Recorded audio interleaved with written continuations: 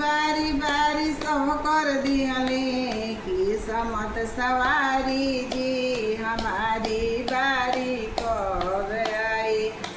बोले त्रिपुरारी जी हमारी बारी कब आई। बोले त्रिपुरारी जी हमारी बारी कब आई। बारी बारी सब कर दिहले बारी बारी सब कर दिहले किस्मत सवारी जी हमारी बारी कब आई। बोले त्रिपुरारी जी हमारी बारी कब आई।